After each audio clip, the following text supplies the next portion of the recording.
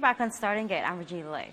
From mall development to e-commerce and logistics to the outlook for the real estate industry. Well, hardly a day goes by when we don't touch on the many businesses the SM Group is involved in.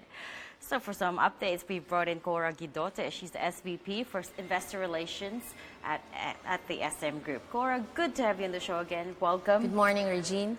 There's so much to get through here, and I only have less than 10 minutes, so I'm going to structure it. We're going to begin with logistics, being that SM had already made some place into it. A few weeks ago, Bloomberg spoke to SM Investment CEO Ricky Debuncio, who said that logistics could very well become the fourth business pillar. That's after retail, property, and banking. Talk me through the opportunities you're seeing. Well, we're taking a long-term view on logistics. We think that it's a sector that can grow faster than the economy in the sense that, if it usually grows when the economy is vibrant, it grows like 2 to 3 times faster than GDP. So we're quite optimistic about the prospects for logistics. And To-Go is actually the most complete end-to-end supply chain that you can find in the market. You're talking about the shipping firm To-Go, of which SM had just bought a 34.5% stake. Yes, it's both shipping and logistics. So there's shipping and non-shipping operations, but the shipping largely supports the logistics operations as well. So this 34.5% stake, is there a plan to raise that amount eventually, or to even at some point maybe wholly acquire To-Go?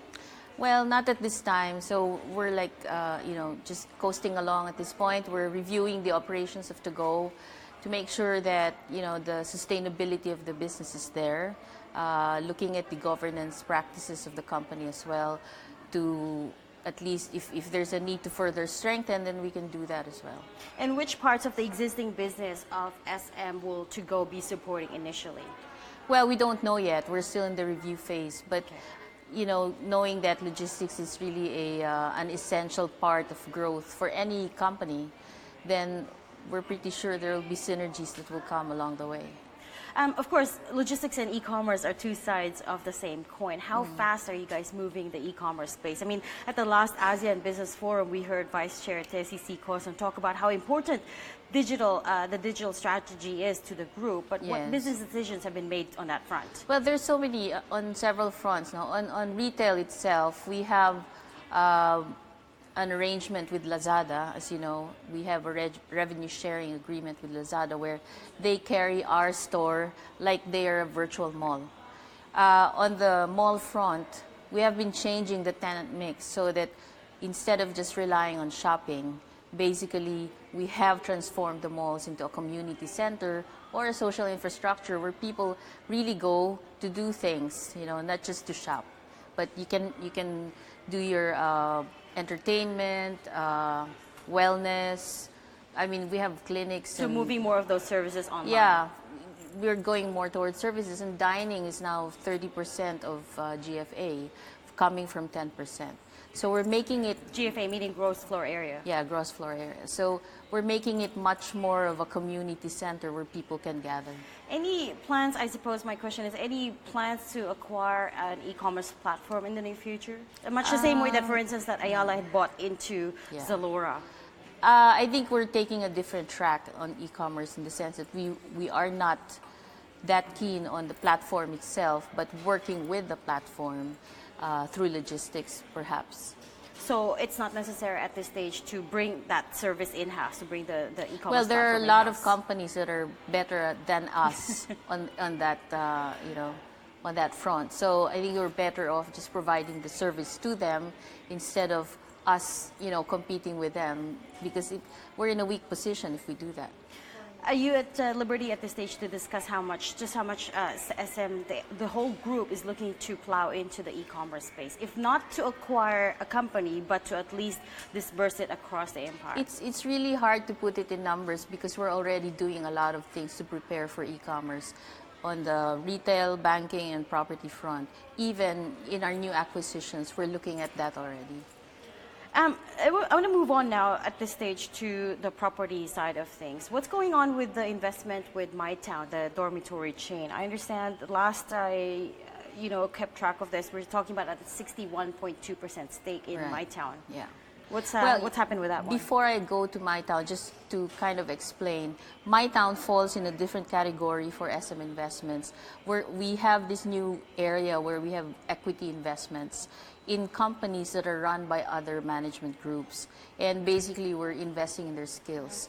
And these are companies that provide us fresh growth concepts because we're really looking for growth opportunities, considering that the Philippines is growing at 6 to 7% per annum.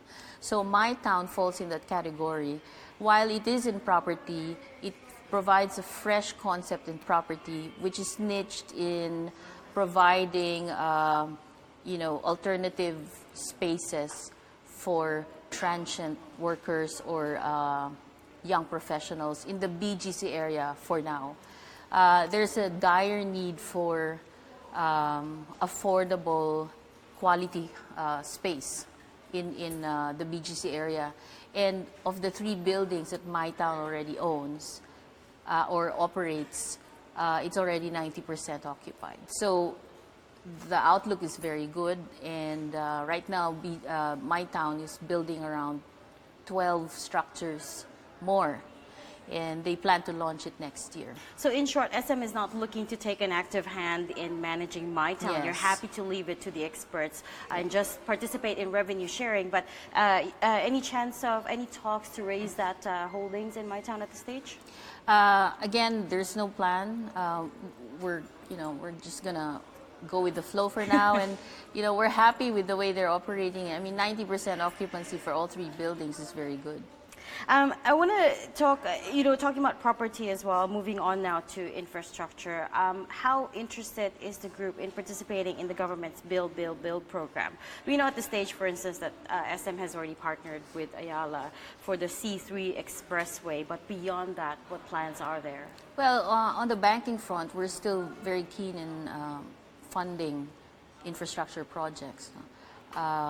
Other than that, we will be very opportunistic on the infrastructure front, just like the C3X project that we put a bid on. So we'll wait for that whether or not it'll be approved, we'll just have to wait and see. What does it mean when you tell me that you're looking to be opportunistic? What sort of parameters do you guys have? Well, basically, we will probably go into infrastructure projects that will have very strong synergies with our existing projects, because we're really not in the business of infrastructure. Again, we only want to go into business where we can be very competitive. And there are a lot of opportunities out there, so we tend to be very selective. Would an airport project be considered a good play? We bidded, if you recall, years ago, we bidded for an airport project in Mactan together with Zurich Airport. Unfortunately, we didn't win the bid. So if there are other airports that may make sense, for the business, then why not? So there are talks at the moment within the boardroom of participating more bidding for these projects? Not particularly for airports, but maybe in some other projects. And just very quickly, Cora, let me end on a positive note. SM Prime hit 1 trillion peso, I should say, market capitalization last week, the first for a Filipino company. How big of a milestone was this internally? Well, we're very happy for SM Prime, and they deserve it. The whole group has been pouring a lot of resources into SM Prime, and we believe in the property story of the Philippines. So I think it won't stop at 1 trillion pesos. I think there's more scale to be gained from the investments in SM Prime. So full steam ahead for SM Prime at this stage? Oh yeah. All right, we're gonna have to leave it there. Cora Guidote, Senior Vice President for SM Group. Thanks very much for your time today. Thank you, Regine.